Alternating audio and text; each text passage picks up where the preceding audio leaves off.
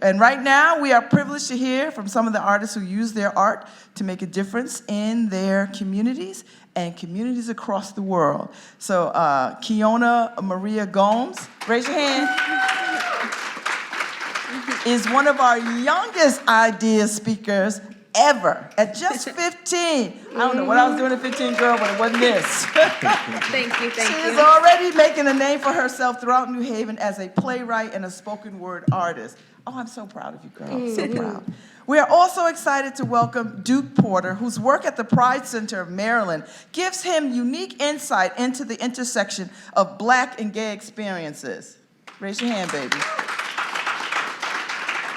Next is poet, MC, educator, YEXANDRA? Yes, DIAZ. New Haven raised. Yex utilizes, that's a cool name, girl. I thought I had a cool name, but that's cool. Yex utilizes her voice as a tool to bridge gaps and build ties in the Elm City. And finally, I'm excited to introduce Bryant Hudson. Paul's work actively channels energies from periods of Black culture and creative enlightenment, fusing them with contemporary hip-hop and soul component, meaning he is badass all the way around. So join me in welcoming these amazing artists and artivists to our stage. Oh, I like that. All right, so I'm gonna Oh, they dimmed the lights out here for you, boy. Yeah. What's up, everybody? Hi. Thanks, Beth.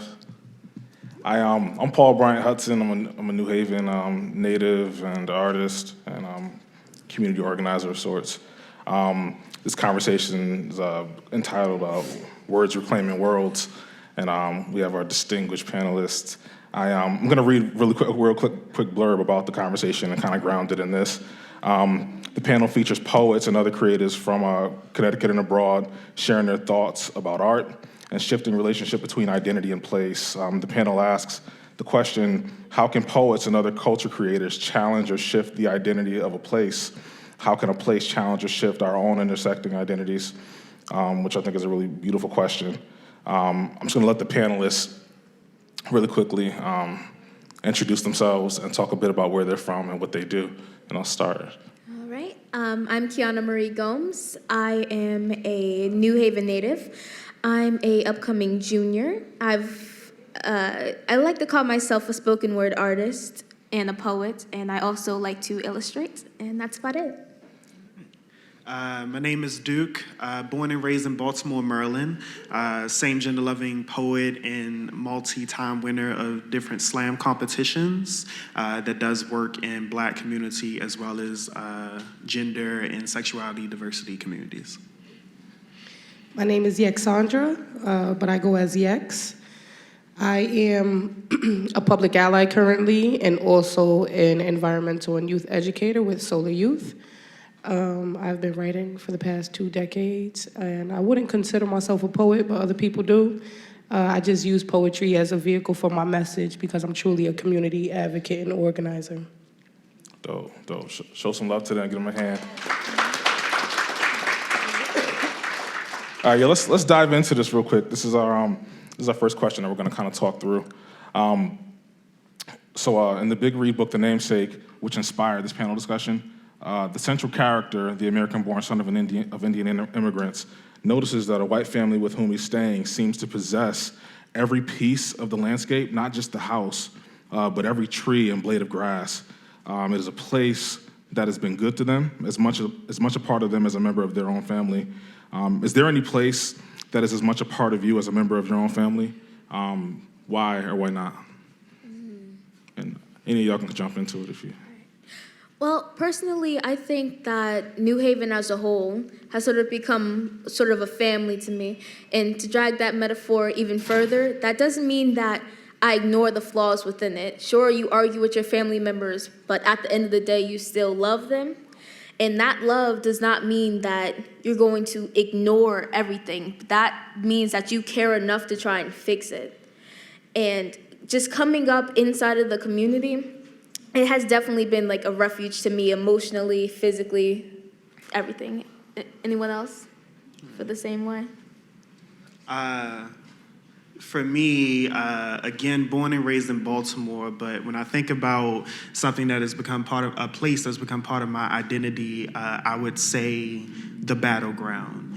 And the idea of that for me is sometimes difficult for me to identify with the idea of ownership, being a Black American, and recognizing the struggles that come with that, about the idea of owning land and property, when there's been so much turmoil and struggle behind that.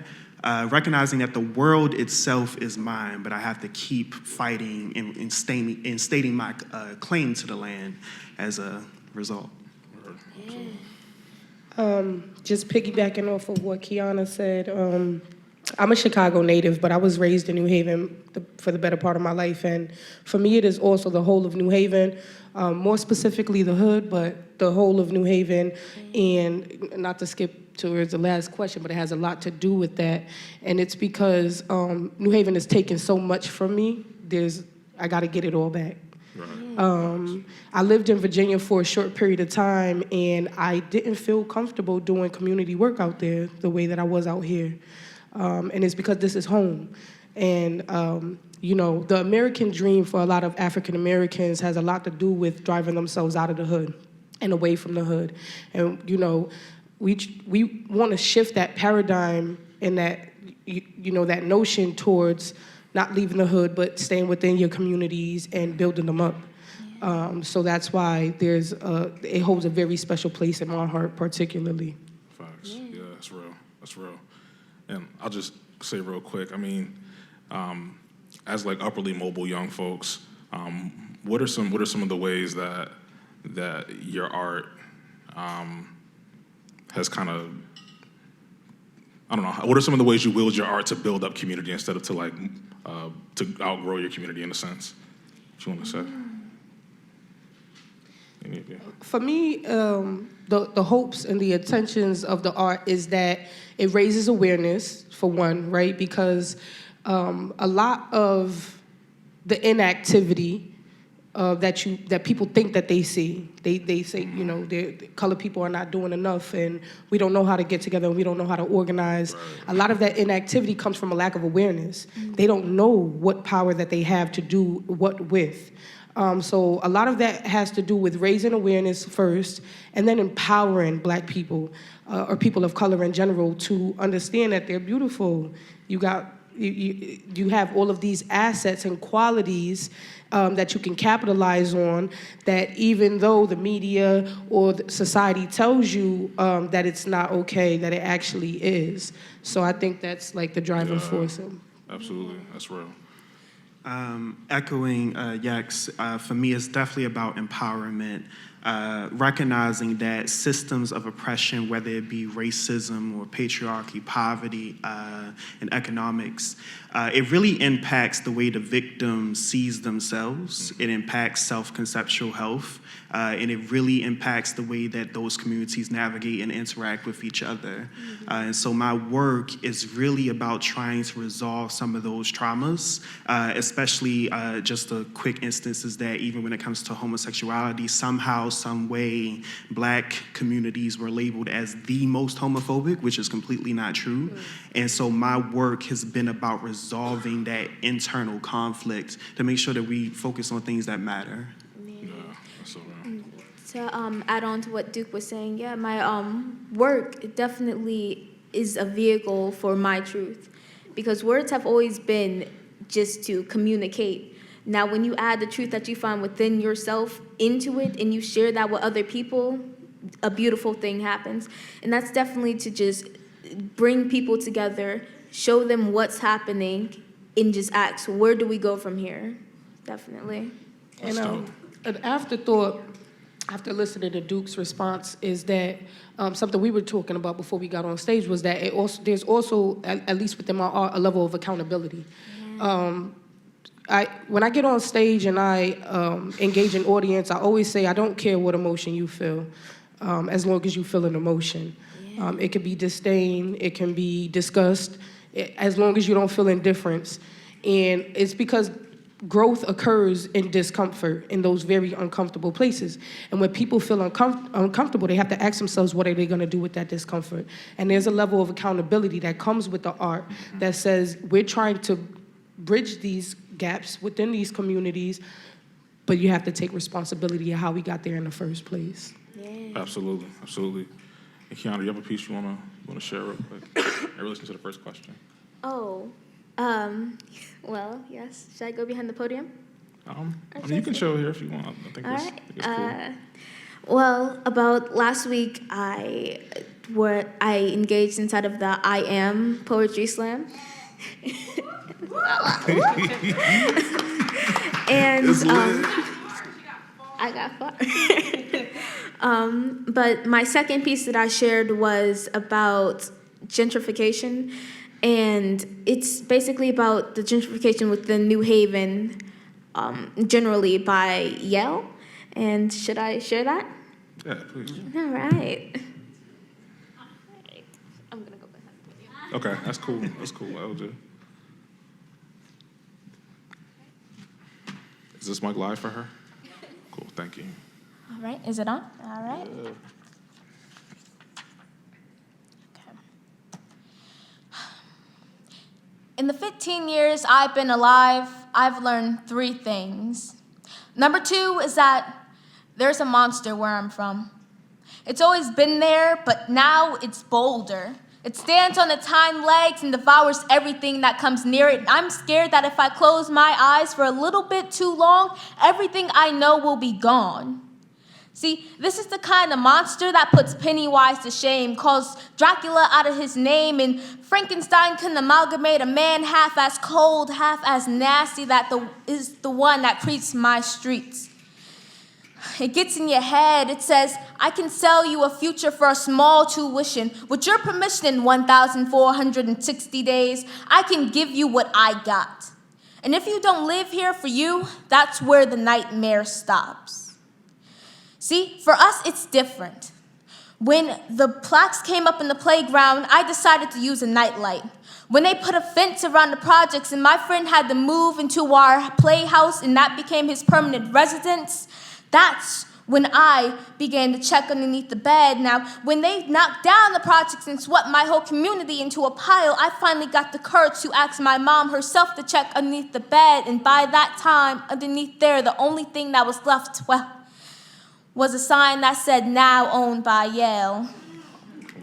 And I've been beating around the bush for this whole piece, but this monster knows no subtlety. It knows positivity is a luxury that few can afford, and our pockets are running thin, so it let itself in, and it has hungry caterpillared its way through history, from underneath the bed to the closet to the wall to out in the open, and has seized my homes in ways that would send Beetlejuice's sides a split. And I don't give a sit-in. I don't give a talking peacefully. To hell with Yale. To hell with capitalist expansion. To hell with every rhyming wordplay. Because everyone who says, let's go Bulldogs, let's go Yale, says go to hell to everyone who looks like me. To everyone from New Haven who was born like me. But who every single kid that will not grow up like me, because there will be nothing left to grow up with. And the saddest part to discover is that even after taking 55% of what my home was, that still does not sever. And there's nothing I can do, but that doesn't mean I'm gonna hide my head underneath the covers. Thank you.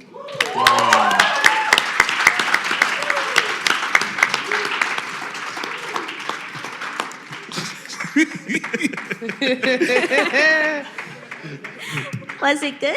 Yes, girl, yes. Right. You know what's funny about these lights? I can't see y'all too well, but I know who's over there. Who's popping, fam? Like just out in the darkness, I hear, yeah! That's dope, yeah. Thank you.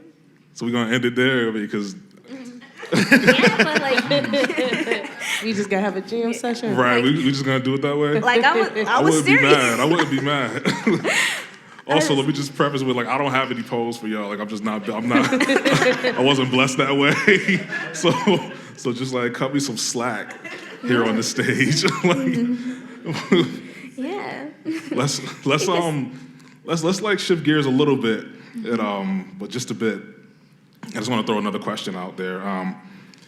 So how do you feel your art has needed to, or maybe not needed to shift to address the current socio-political climate in your community and in the country? I say for me, it depends on what part of the social political climate you're talking about. I care nothing about the presidency, and so my work doesn't change because of it. However, I do recognize, again, echoing how the audiences that I care about, how their self-conception changes depending on different aspects of community. My poems will work to reflect on that. I recognize the need to talk about sexism more, and not in a way where I am speaking for women, but recognizing how it has played a part in my own disadvantages in life. And so I, as artists, I think we just work with community, and so we have to be malleable. I'm a little more fixed than Duke. That's Yeah, it doesn't shift for me. Even when we begin discussing things like intersectional identities and how many different layers there are to even just one individual, I still am who I am. And that's how I show up in my work. And my work is a constant, unapologetic representation of the Black plight and a balance between representing Black males and Black females, and especially Black men, because I feel like they're a very underserved population. And it doesn't shift because, like I said, I want there to be discomfort. I want there to be a level of accountability, and I want that to show up in my work. And I want the audience to feel that when they hear me speak. For me, it doesn't shift either. Like, I know, especially inside of this political climate, for a lot of artists, it does. But still, I think that I should preach my truth. Because if I get on this soapbox and I tell the people what they want to hear, like, oh, this is bad, that's bad, you know that, instead of looking within myself and seeing what I really care about and what I'm passionate about that other people aren't talking about, and then bringing that to the forefront, then anything other than that would just be benign.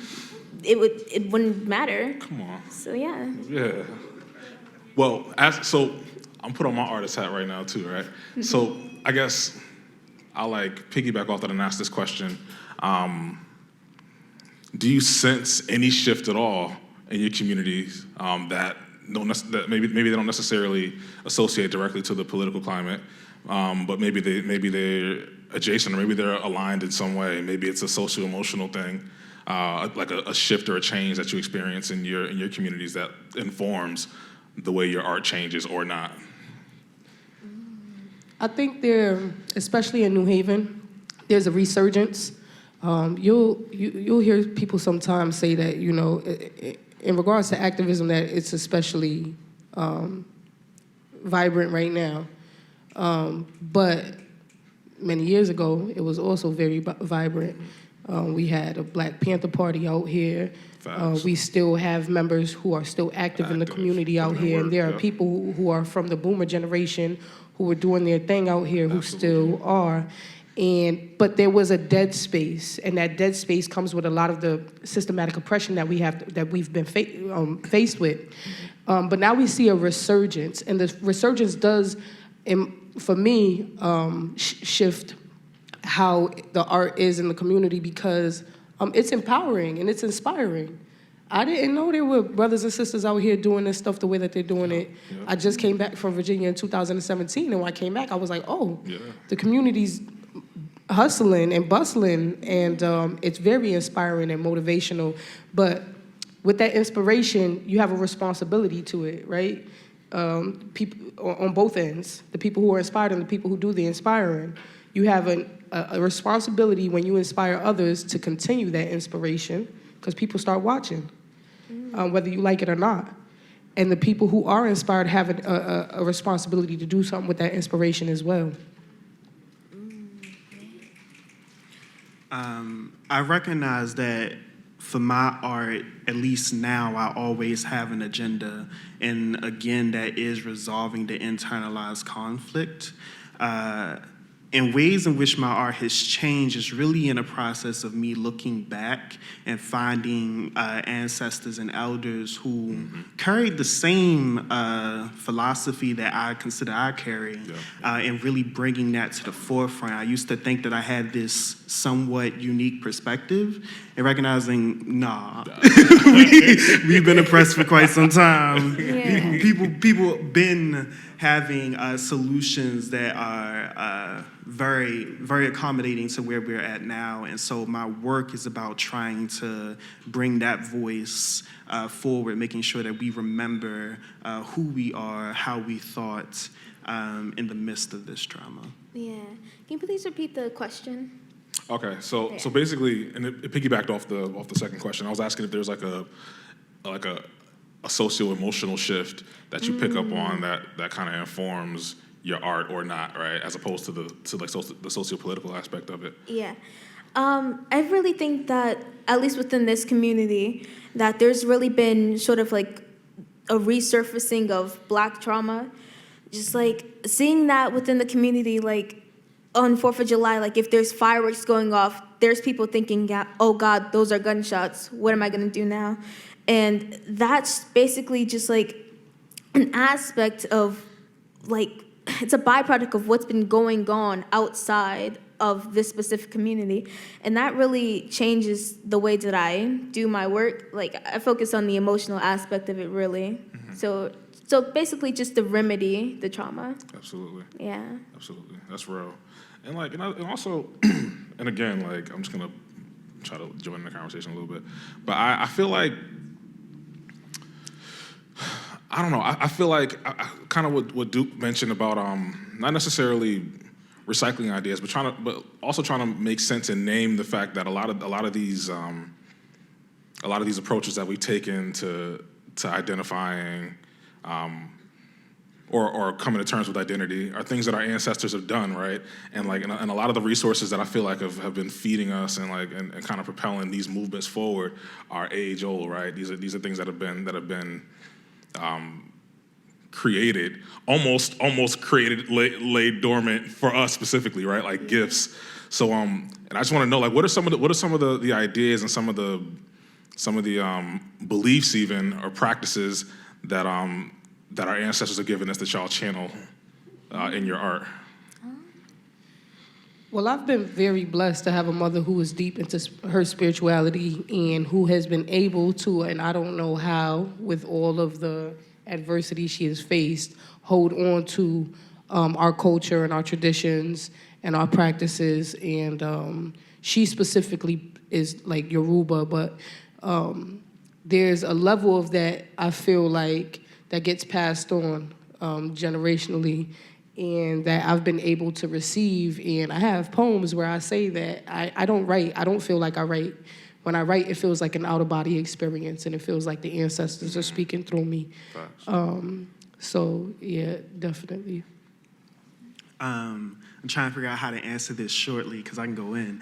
I mean, we got time, bro. So if you need to go in, we here for you. True. All right, let's make it interesting. So I had the honor of listening to Sonia Sanchez speak not too long ago, who was a pivotal figure during the Black arts movement. And when I think about carrying messages forward, I have a couple, but I'm gonna talk about this particular reading that she did where there was also a Q&A portion. She said, I'm not telling y'all to do the exact same things that we did, but seek what we sought. And I think that's the first thing I always carry with me, seek what we sought. And two, there was a moment a sister in the audience had asked her, she said, was there sexism during the Black arts movement? And Sonia said, duh. But it was because America is sexist. It wasn't because there's some Right, specific right. sexism that black people Right, do. right. Like a black sexism. And that really helped me to learn how to contextualize our experience more, because we have this habit of really associating ourselves with all the negative woes of the world, as opposed to looking at the systems and structures that we're in. So there's that part. I think about Huey P. Newton for the Black Panther Party. It took me to read and find the article myself, but as a same gender-loving man, I was always in question about my value and proximity to my own community, and not even recognizing that leaders like Huey P. Newton wrote speeches about us and saying that we deserve the right to live, as well as uplifting women's rights as well, and also trying to figure out a way in order to resolve the conflict in his own movement as it related to sexuality and gender representation. So powerful movements like that. Of course, I uplift James Baldwin, who was out and proud homosexual, but he was like, "Don't call me gay." And that was specifically because he went around talking about how gay was a very different struggle for white folks as opposed to black people. And I uplift and carry that forward. I recognize that there is a difference in how we navigate, and look no further than the polling. Those are just a couple that I really bring forth with me through the day-to-day, but there's just so many others. Like I go back to look for like Dogara and Dogon communities. I look at communities in Azania, which is now called South Africa, Buganda, which is now Uganda, but it's just like, I was here. Like, I've been here, and it was decimated and destroyed, but it is, I can still get the traces, and I can still get that word passed down.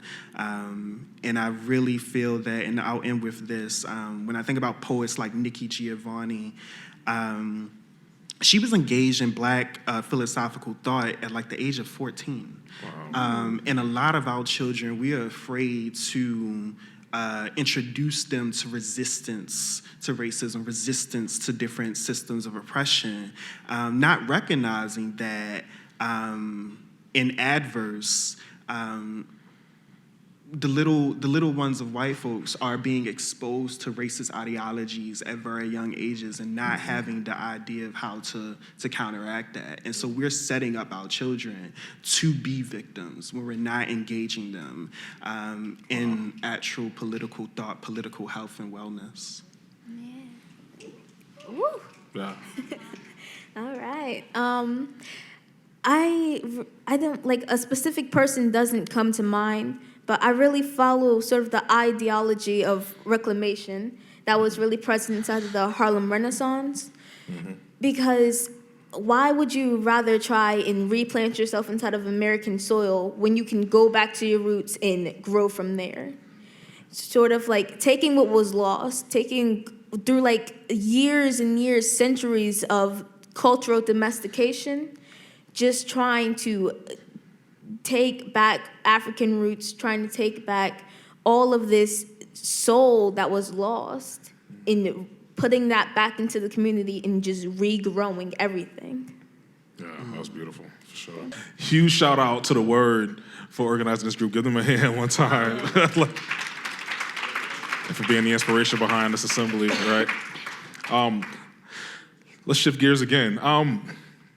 What's a deliberate self-care practice that you do that sparks joy, or not just sparks joy, yes, but also that kind of preserves you and keeps you? Sleep. Sleep. Eat. Drink water. Yep. Sleep, yo. I have a couple of answers to this in a poem, sadly. But Can't wait. one, video games. I'm a huge video game. What are you playing right now? Huh? What are you playing right now? Mortal Kombat 11. Naturally. Overwatch. Okay. Still. But a few things. Like, I can go in. I'm a huge PS4 only, though. Okay. No bumps. Yeah. And Intimacy is another huge factor. Looking for and searching for it's a big part of, I think, Black health is when Black people love each other in the midst of it all. So that's a self-care. Don't make me cry over here, bro. That's so real. That's real. If I'm allowed to be completely transparent, Absolutely. of course. All right. Yeah, Always. smoking. It's good. Yep. Period. Facts. Without the T on the end. Facts. Yeah. You know, that balance there where it's not an escape from the reality. Mm-hmm. But yeah, I board the mothership every day so I can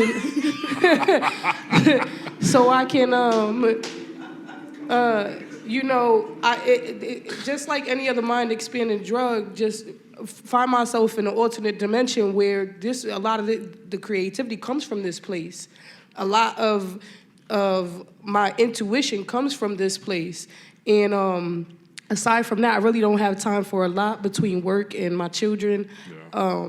Is when I do have those opportunities to go out and share time and space with other folks and other creatives, it makes me extremely happy. Yeah. That's beautiful. That's beautiful. Did you have you got a piece you want to share? Me? Yeah, that would be dope. Okay. I would love to hear a little something. I don't have one that's relevant to that. Nah, but let's get it. We just want to hear you. So this piece is called Skipping Stones in Muddy Waters. And I wrote it because I tell people my pen is very lazy because inspiration really has to strike me. I can't just sit down and write because I have time. It has to be the process is very organic. And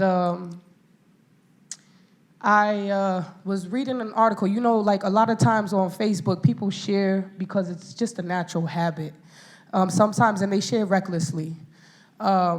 And whenever I see missing children articles and people are just sharing them haphazardly, I have children. I think about what's the outcome, what's the result? Are people sharing this without even looking at what the end result is?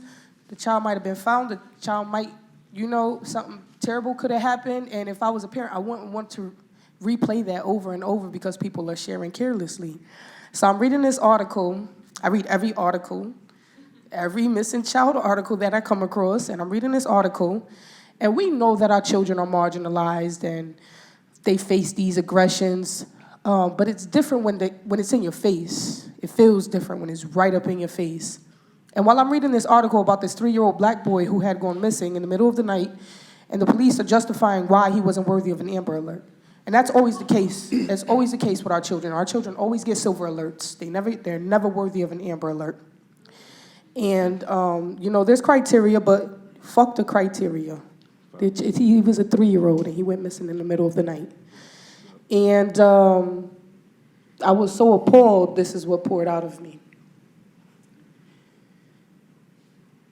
I read an article the other day about a Black toddler named Darnell Gray that had gone missing, during which the local police department justified why he wasn't worthy of an Amber Alert. This is an open letter to my daughter. Dear Syra, I should have named you Amber just in case. I should have named you Amber because Black children always fit the description but never the criteria. God forbid you disappear. Maybe they'd be as quick to put your face on the back of chocolate milk cartons as they are when they place you in handcuffs, or in cop cars, or in jail cells, or in graveyards, or in boxes with check marks that they use to marginalize, stained Black ink on white paper with no drawn lines. I should have named you Amber because a ghetto-sounding name could be the link between what distinguishes one as missing versus a runaway. White children go missing, slaves run away, Black boys can't whistle, white girls tell white lies, Jim Crow got your tongue while George Stinney fries. I should have named you Amber so that when you speak, you don't have to repeat yourself. Sorry to bother, it's Syra, not Cyrus. Sorry to bother, it's Sarji, not Sarah. Spirit of forefathers, it was Kunta, never Toby. Syra, Sci, like science, like the only black that matters to them, the one in outer space. Sci, like science, if only they'd realize the carbon-copied galaxy freckled upon your face. Ra, like sun gods. See, I should have named you Amber, but I named you Syra instead because I knew your locks would begin where namesake ends, and if I would have named you Amber, they would have renamed you Medusa. They dread little black girls with magical powers. Like Latasha Harlins, and Ayanna Jones, and India Kager, and Nia Wilson, and Sandra Parks. Oh, children of the ghetto, you should have all been named Amber because there are white physicians without borders or boundaries or morals or humanity butchering black names and black babies. Melanin still goes for $2.50 a gram. Do it for the gram. I ain't gonna do it. Don't do it. It's a sham. You've been bamboozled. Worth more dead than alive. Hoodwinked. I should have named you Amber so that when you interview for positions, you don't feel a need to straighten out your kinks. And when you show up for work, you can really arrive because shrinking yourself to fit European beauty standards could kill you spiritually inside. Come on. Maybe I shouldn't have named you Amber. Maybe I should have named you A, B, C, D, E, so the entire world knows you come first, second, third, fourth, and fifth, and not just a fraction of that. And you don't have to unscrew caps on fifths of Hennessy to look for fractured fragments of yourself because your biggest riff with life is TSA making fun of your name. Shoot, even I can pronounce it. Absidy, hands up, don't shoot. The caucasity of you to judge them by their names. I should have named you Amber, but you are much more precious than a stone. Come on.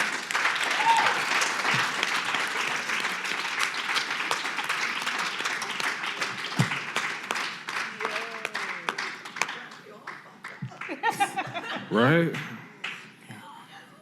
Thank you. Thanks for that. Let's take a second. That's cool. Translation, I need a second. Now, my daughter's name is Syra, and you know it's very ethnic, but it's very easy. S-Y-R-A. Come on, count these syllables, right? Phonetically, it's exactly, and that's how it is the most of our times. Our names are, my name is YEXANDRA. People tear my name up. They call me Cassandra. There's no C at the front.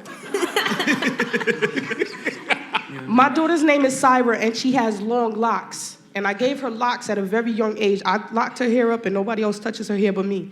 And I locked her hair up at a very young age because, y'all see my hair? My mother, I have thick hair, but my mother's Puerto Rican. And my mother used to perm my hair when I was little. And, you know, they used to call me negra. And I'm not, like, in the black community, I'm yellow, I'm light skinned. But to my Puerto Rican family, I was the darkest one. And I didn't want my daughter to ever feel, when she was born, I was 16 when I had her. She was like the epitome of the divine feminine that I ever imagined in my brain. I gave birth to that. And I never wanted her to feel like she had to perm her hair or put weave in her hair or dye her hair or do all of these, you know, different things to fit what society says that the beauty standard is. I wanted her to always feel beautiful in her blackness, and that's where all of that inspiration came from.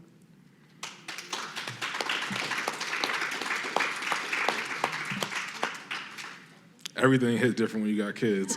Like I got a 1.5-year-old, and like every word about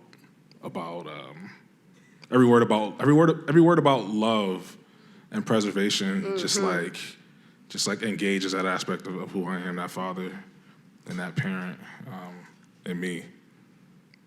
So yeah. I don't even know where to go from here because I'm just like, I kind of want to stew in the moment, but let's talk about. I'll reword this. Let's talk about places, spaces, and realities that you create in your own work, and what do you feel like those places, spaces, and realities are for? Like, you know, what's the purpose of those things?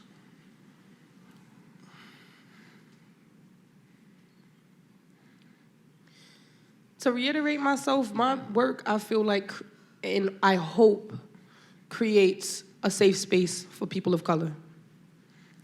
Not to reiterate myself or like sound redundant, but I hope for it to be empowering because we have been disempowered for a very long time.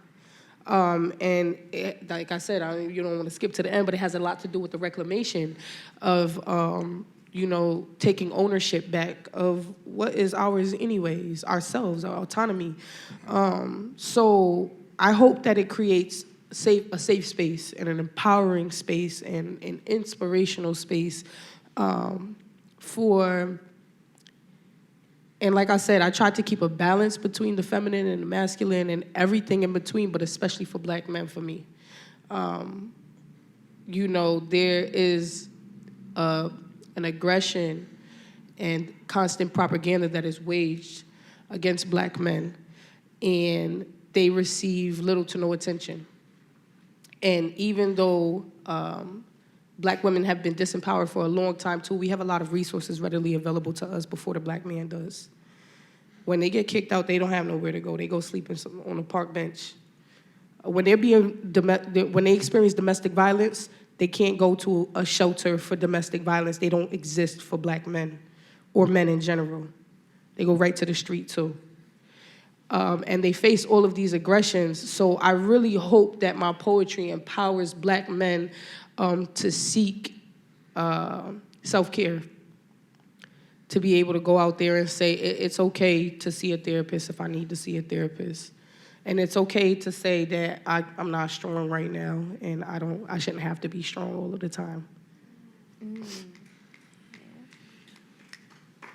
I struggled with the question because I've never written with the intent to create a space. I'm very much so, I guess, of what's considered like epitaph. I'm really good at stating what's here and what has been in hopes to move forward. But I have been told similarly that I do create a safe space. And that is it's a responsibility that I don't take lightly. And I'm very fond of Black men, clearly. And someone told me not too long ago, and I'm still dealing with this. He said that I am helping to redefine masculinity for heterosexual Black men. And that was a reward for me to hear that, because I've been able to help heterosexual men navigate their relationships just a lot better, resolving internal conflicts. So I appreciate that. Yeah. I hope that my work makes a space for not only me and people who look like me, but people who aren't. Because, like, my philosophy is don't pick your truths. Like, if it's true to me that police brutality is an issue, then to someone who doesn't look like me, that's still true. Like, it doesn't just go away once you cross the street. But just to piggyback off of that, God, I lost my train of thought. But yeah, it's really, really true. Just like, don't pick your truths. If I come up here and I say a piece about what's going on, that's what's happening. And I can't just because an army of one, an army of me, that's not an army. That's a protest. An army of people who just look like me, that isn't going to be called an army. That's going to be called a riot. But when we bring other people into it, people from other walks of life, and we all come together and we stand against this problem, it shows that it's not just one person who's crying out wolf, or that it's not just one group of people who are being hysterical, quote unquote. That shows that this is an actual thing that's going on, something that needs to be addressed. So yeah, definitely.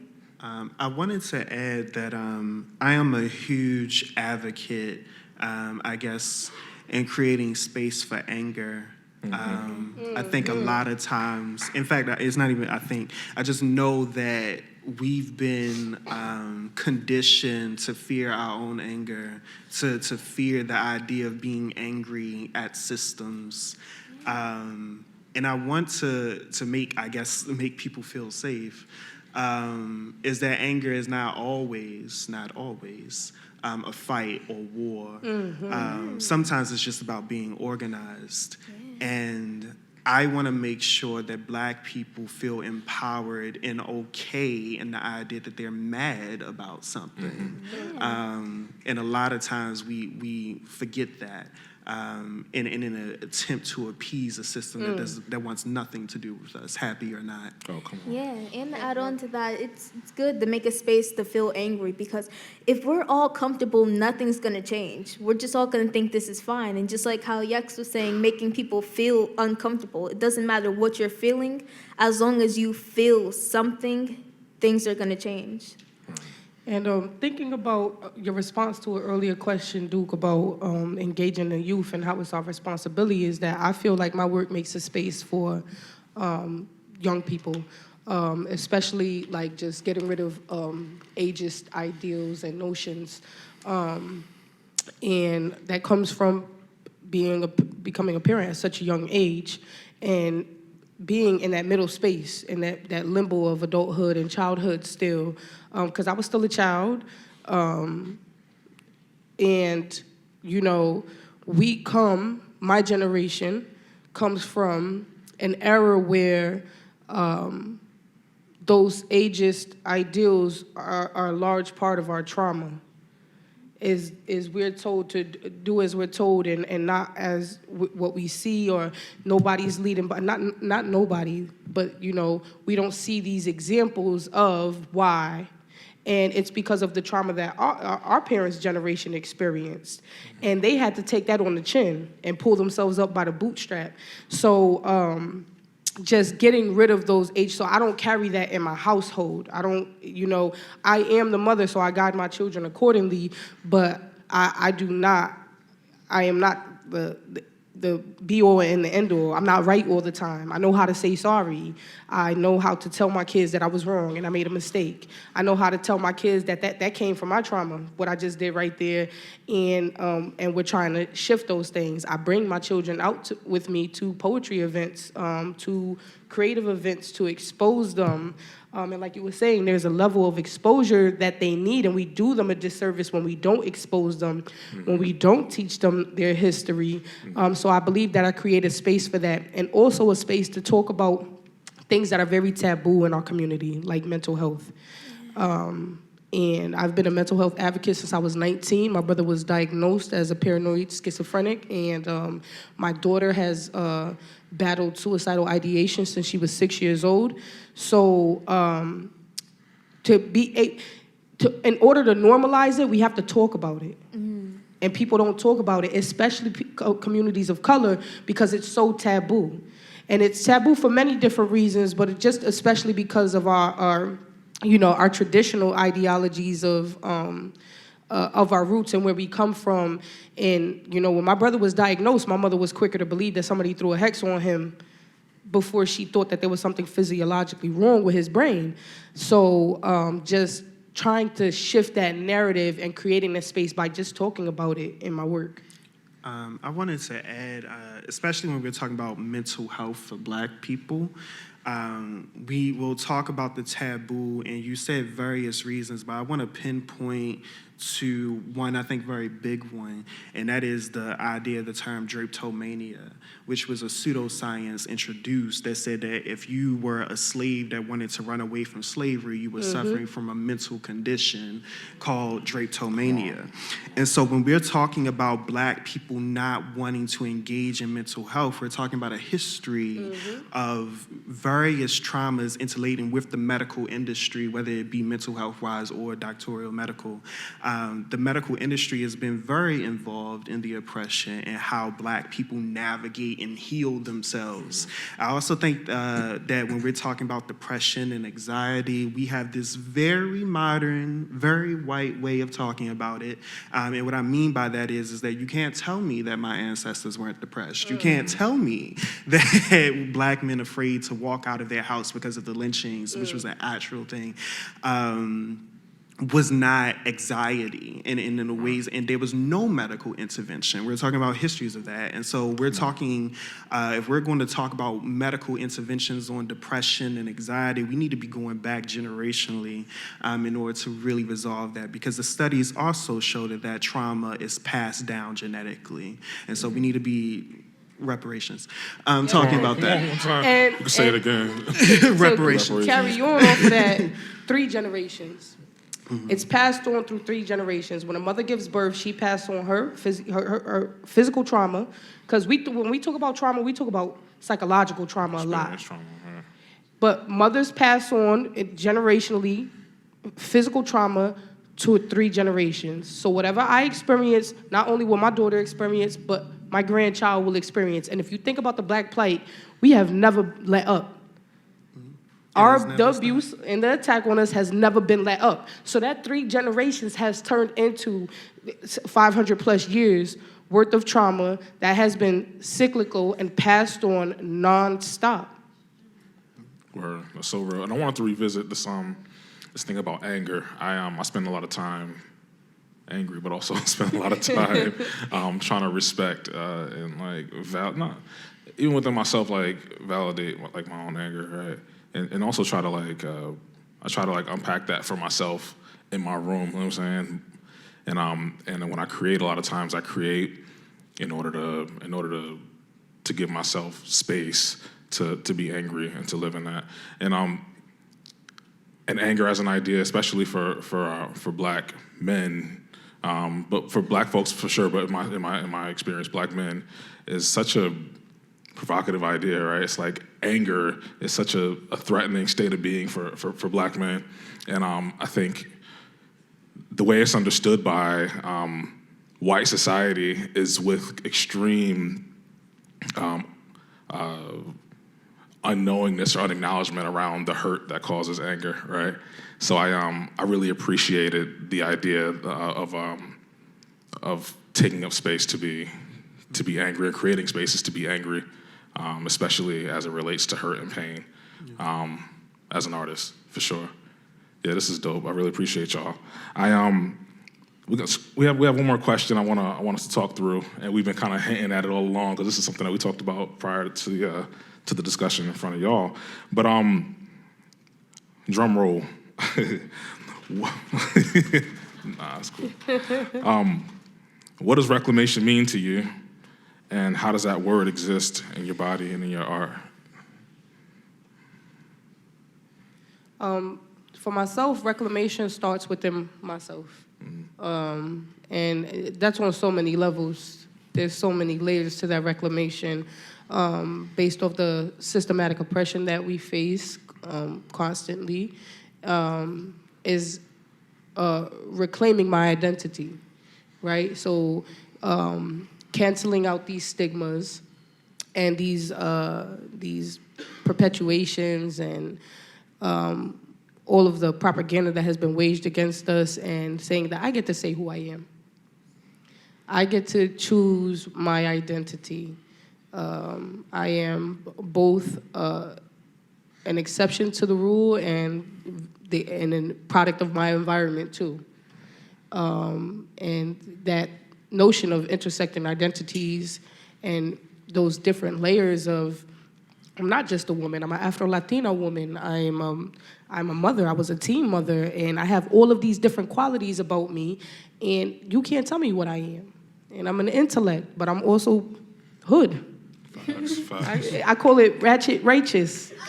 Ratchet, right? Yeah, I'm ratchet, but I'm righteous. Absolutely. I'll fast all day and then I'll drink some Hennessy.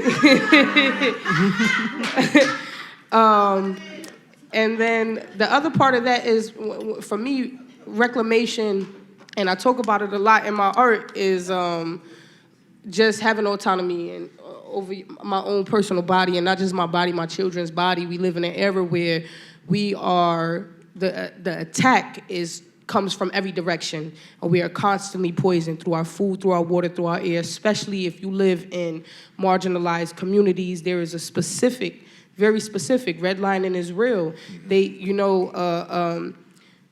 You'll have organizations who will come out here and talk about how many community gardens that they done planted in New Haven, but they won't talk about how the soil is tainted with lead 6 feet deep. Come on. You know, we got a wind turbine in Fairhaven, but they don't talk about how it's specifically placed and positioned so that the downdraft that comes from the pollutants from Maine and New Hampshire and all of the other states that are above us comes straight down into Fairhaven. So, you know, just having that right to say, no, I don't want to vaccinate my child, and I don't have to explain why. And you don't have to judge me or bash me for it. No, I don't want to go and have a medical birth in a facility where these white professionals intentionally disregard and dismiss my needs, my concerns, that it's a literal attack. No, I don't want to lay down on my back. I want to go home and I want to give birth at home just like my great-grandmother did. So just creating that, you know, that reclamation in my own body, and it comes through in my art so that other people know that you have more options. Word. So, Where you going? No, you go. When I think about the word reclaim, we're talking about coming back into ownership of something that was once yours. And so at the risk of being controversial with even my own community, I don't use nigger. There's this idea of reclaiming that term, but it didn't belong to us. And so you can't reclaim something that you didn't own. James Baldwin said, "You're the nigger, baby, not me." And when you have to create a nigger, a creature, in order to feel better about your own well-being or essence, that says a lot about you more so than it talks about the person that you put that moniker on. And when we're talking about reclaiming as a Black person, as me as an individual, I think about Auntie Maxine Waters. I'm reclaiming my time. I'm reclaiming my hair. I'm reclaiming my skin, my beauty standards. I'm reclaiming how we talk about sexuality and gender and mental health. And I'm reclaiming all of these things as a way to be as an alternative to the colonization of ourselves, our body, and our minds. I reclaim my mind from what has happened. Yeah, and basically, I agree. Like the reclamation of the soul. It's like, take back what was lost.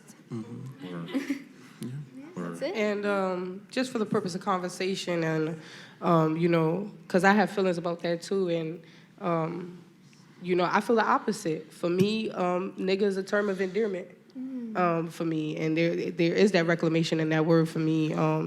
And, you know, just like anything else that's subjective, you know, and, you know, it really depends on where you come from, who you are, what your roots are. Very well so when we think about certain places that we were taken from in Africa, and certain words that we use like niggas, N-E-G-U-S, as a high-ranking title. There's different connotations for different people and different associations with that, and that's definitely, but people feel differently about different things. I know women who reclaim the word whore, hoe, and I don't agree with that, but they agree with that, and that's their right to, because it's a very subjective thing. They get to say, you know, a man or people in general can't judge me and call me a whore before even knowing who I am. You know, I could be dressed like this, but you don't know, you know, to somebody I might not look modest, but, you know, I might wear my modesty on my heart. And you don't know that, and you call me a whore just because of what you think or what your assumptions are. So I know women who reclaim that word, and even though I disagree with it, you know, like you, nigga is one of those things that are of reclamation for me. Yeah. I always think that this is a valuable dialogue between Black people and white people can or can't listen. Right. But And it wouldn't affect the value of the dialogue, for sure. For sure. But with that in mind, I think from me to you, I just think about the term, and I also know women who've reclaimed bitch, and I sit back and I'm like, if I have a child and I'm calling them nigger or bitch, it's not, I don't think that's affirming for me personally. When I think about my lover and I'm calling that like, oh, that's my, nah, they ain't sexy. Like immediately, like move on.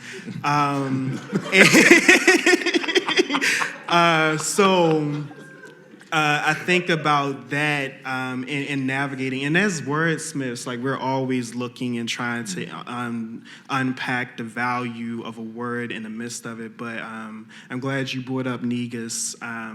But it's even more information about that we're running low on time for us to really navigate. But when we're talking about things like Nigeria and Niger, it's like a Greek woman named that. It's like, again, we don't have our own language to really signify what's going on. And so that's where I draw my line. Yeah, but then we have instances where you see this surgence of women and people just in general calling each other queen, right? Men calling black women queen, black women's calling each other queens, and queens is a loose translation in whore. And people don't know that. So like you said, there's power in the words, but there's also power in the intention. So I don't try to like tell people, you know, you calling that woman a whore, because their intention wasn't to call them a whore. It was to uplift them and let them know that they're a goddess or queen or whatever they thought in their mind. So, I feel what you're saying too. And like you said, as wordsmiths, we try hard to find and navigate different ways of how to convey ourselves. Mm-hmm. And real quick, I also want to like, we're a little low on time. I also want to like acknowledge the thing that makes reclamation necessary. Right, which is the theft and exploitation of an idea that belongs to a people, right? And that's the thing that makes these dialogues necessary and important and healthy, right? Between us, you know what I'm saying? And also it's the thing that drives, that creates like differences and understandings, right? To begin with, because like our unified understanding was stolen around. You know, around the way we identify with language and these terms. Real quick before we go, Duke, did you want to share a poem? Share a quick poem. Because I'm me, I'm going to add, because I value what you said about endearment, and so I'm going to spread this to the rest of the black people watching. If you absolutely believe that it's a term of endearment, then don't call another black person that when you're angry. And so I'm going to share this. When a man from Ghana approached me and asked me which way the train was headed, my first thought was, wow, I really love his accent. My second thought was that my accent? And immediately I realized that there is a language barrier between us. Because while we both speak in poison, this strain called English, he had a choice. I think I answer his question by telling him what I know or what I think I know about geography and how he can get where he's headed as I reflect on the irony of me answering his question. I mean, he's a reflection of the home I've never been to, and yet he's the one asking me for directions. I give him the coordinates.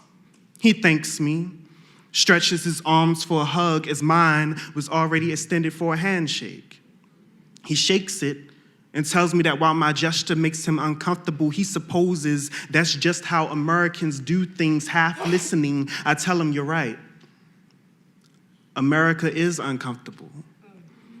With him standing before me, I begin thinking about all the things I've been led to believe about this man. Like, does he live in a hut or run around naked or lack access to clean water? As if poverty in Flint, Michigan, and the lead pipes in Baltimore ain't part of my story either. But in stupid American, I ask him, is it true? Is it true that some of you swing from trees? And he tells me no. but that he heard that not too long ago in this country that I did. His words, the kind to make a man sink into a sunken, gentrified place. I try to speak, but only colonization comes out. He taunts me again. What's wrong? Caucasian got your native tongue? He taunts me more with questions. Like, when am I coming back to Africa? I tell him they never made that film. I only know Coming to America. He says, have faith. I say they took that too. He says they did the same in Angola, and Rwanda, and Zimbabwe, and Sierra Leone, and so many more. And now, the primary language in Ghana is English. And the fact that I speak it so well is a reminder that he really hates my accent. I pause and reflect on how being a colonized poet is to master a language I should not know, and how often I do not know the difference between white people and oppression.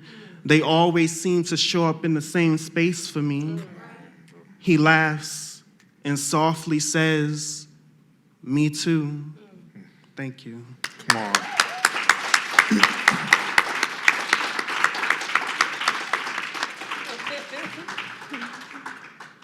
Speaking of reclamation, we're gonna reclaim some time. I just want to thank everybody for coming. I want to thank our panelists. You know what I'm saying? Please give them all the love. All the love. All the love. And I'm not sure how we can do so via the live stream, but it'd be great if they could, one by one, tell everyone how they can reach you or access to you via social media or otherwise. Oh, I'm on Instagram, KEONA-MARIE, KEONAMARII, and yeah, that's it. Instagram as well, Duke, D-U-K-E, The Root, T-H-E-R-O-O-T. I'm also found on Facebook under the similar name, Duke The Root. Thank you. I barely hold on to technology. I come from the era of beepers. So you can find me by my real name on Facebook, and that's it. YEXANDRA DIAZ.